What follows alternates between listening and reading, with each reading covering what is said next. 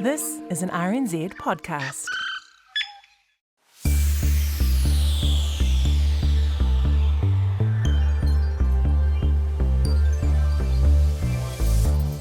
On Mediawatch last weekend, we heard from Tom Hunt, a reporter at Wellington's daily paper, the Dominion Post, one of many papers published up and down the country by Stuff. Now, Tom Hunt is a delegate for the main journalist union E2, whose members walked off the job last week, and some even picketed Stuff premises in Auckland, Hamilton and Wellington. Now, this was prompted by a below-inflation pay offer, which Tom Hunt described as an insult to the journalists that Stuff claims to be so proud of. Now, just before that interview, the company's bosses had got in touch asking to meet again, and in a minute we'll hear from one of them where things stand now. Now, Stuff is in fact by far the biggest news gathering and publishing operation, which aims to cover the entire country top to bottom. It also employs more journalists than any other news media company, among its staff of around 900.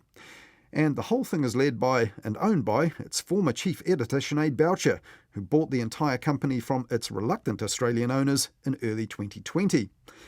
Now, the company that once bought Trade Me to get ahead in the online game and then sold it on for more than $1 billion later only ended up costing Sinead Boucher $1 single. But that deal saved the company as we know it, as Tom Hunt said in that interview last weekend. And he also told us another issue upsetting the staff right now, as well as pay, is a controversial rejig of its reporting in the regions. Amongst all this other stuff, you find out there's massive restructuring out there. The one thing they did good was have a last in, first off policy. So it meant the people who are really entrenched in the communities out in Southland, Palmerston North, Taranaki, all those places, they're the ones kind of generally staying, which is good. But, it's definitely been unsettling. Dom Post journalist and E2 union delegate Tom Hunt on Mediawatch last week. Now, Stuff management insisted that their regional reorganisation doesn't mean any job cuts overall, or that local news will go unreported. But there are now fewer reporters in the local newsrooms that produce papers like the Timaru Herald, Southland Times and Manawatu Standard. Each regional newsroom will still have an editor, reporters and visual journalists, but in some there may be no reporters at all at night or at most weekends.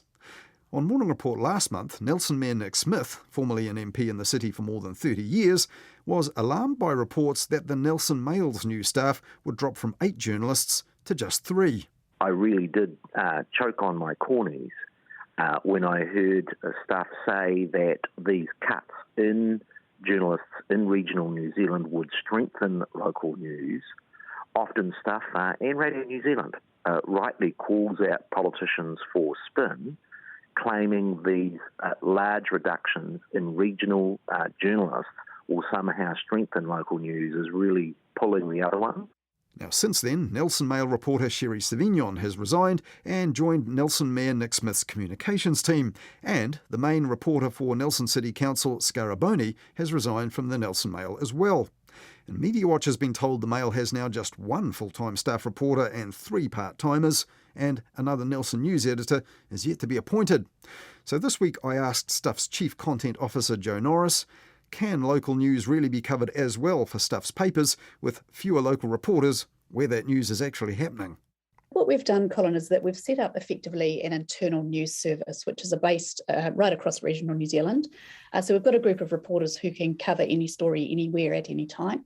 And then we also have local teams that are based also in regional New Zealand within regional newsrooms. And that consists of an editor, reporters and visual journalists. And they cover stories that are happening in their local communities. They get out into their local communities physically. And again, those 2 teams work really closely together with really strong communication. And is it right that the complete headcount of journalists at the company hasn't actually reduced as a result of this? Still the same number of positions? No, that's right. So what we've been able to do is effectively just move resources around, move people's responsibilities around so that we make sure that we've got good coverage right across regional New Zealand. For instance, vacancies in some newsrooms, we're able to cover those vacancies from elsewhere in the country.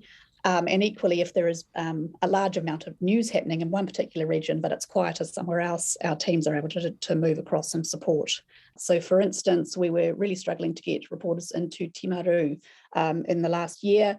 And what this has meant is that if the Timaru newsroom needs a bit of help from another newsroom, we're able to do that much more effectively. it's not a kind of a beg and borrow, but this is now just people's jobs that we work across a network rather than within individual teams. There were reporters that were, well, let's call them lifers, quite entrenched in their local communities, that those ones would be the ones more likely to be able to stay under this system, which does mean, I think in the end, that there would be fewer local reporters working full-time in those newsrooms where you have newspaper mastheads. That's not quite how it works. So what we did was we recognised that there were a large group of people who work for us and have for many decades in some cases, who are really entrenched in their local communities. And we wanted to make sure that as we made change, we didn't lose those people. Equally, there were some newer, younger reporters who were cutting their teeth in the regions with a view to moving into our metropolitan newsrooms. Those that have been with us the longest will stay connected to the local teams.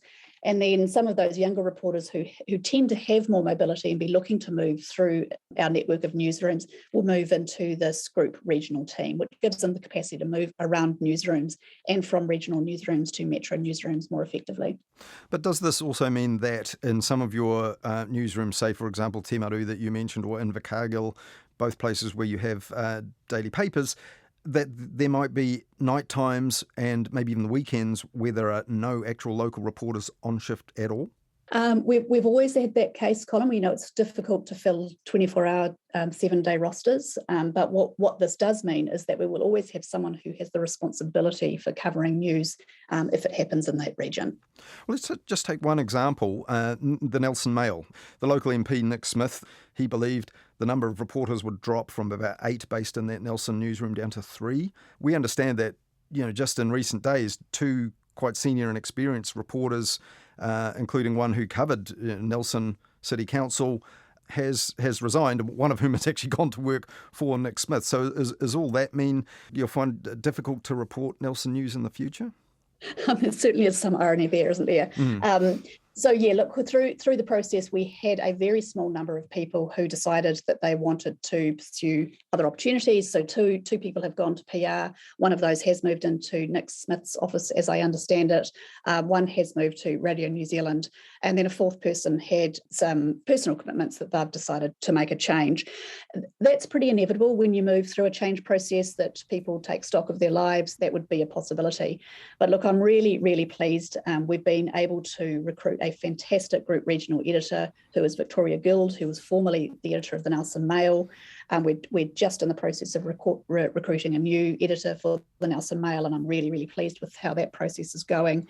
And the editors themselves are happy as well, because they know that they can get the support when they need it to make sure that they've got great content for their local audiences. Is this something you might revisit if you find that actually reporters don't find it satisfying to be covering, regional news from regions where they're not living? I mean, I see what you mean about smoothing things out and being able to cover gaps, but, in the end, for journalists, it may not prove to be all that satisfying to be covering local stories, but not to be where that local news is happening.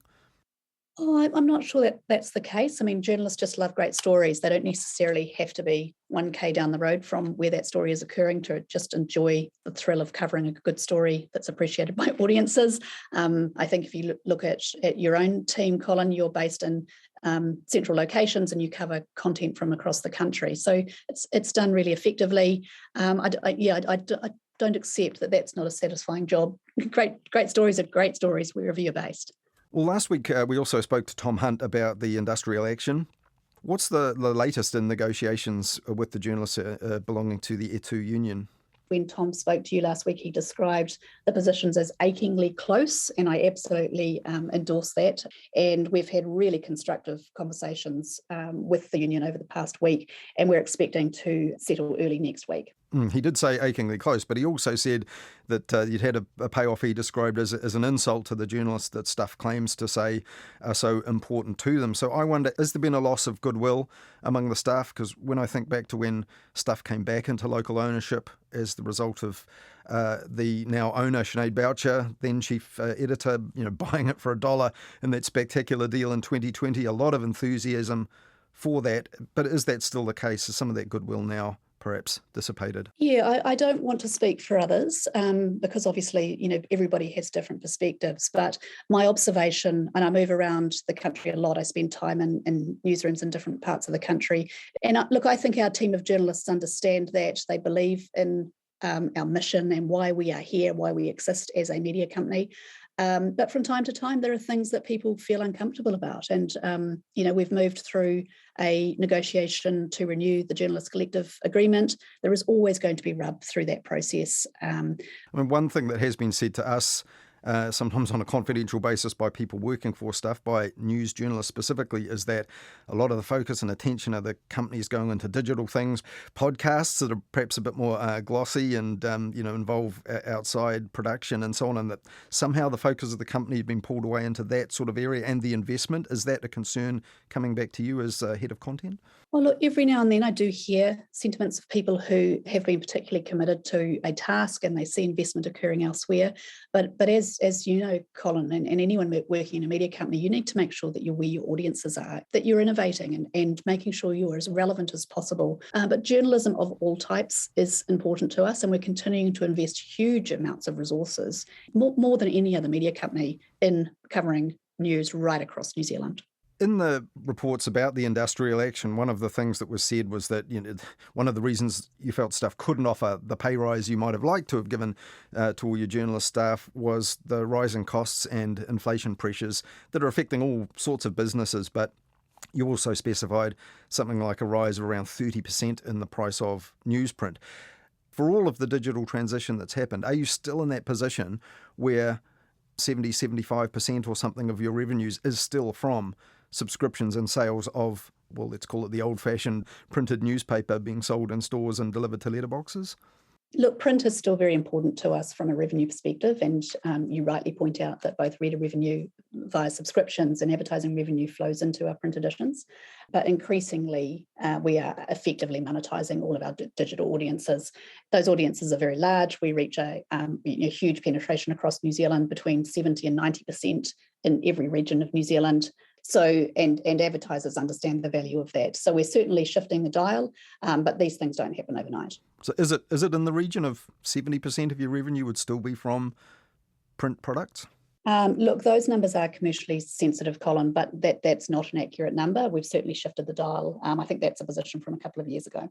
I mean, that paper problem is one that's not going to go away. We've had the closure of that mill in Kawerau.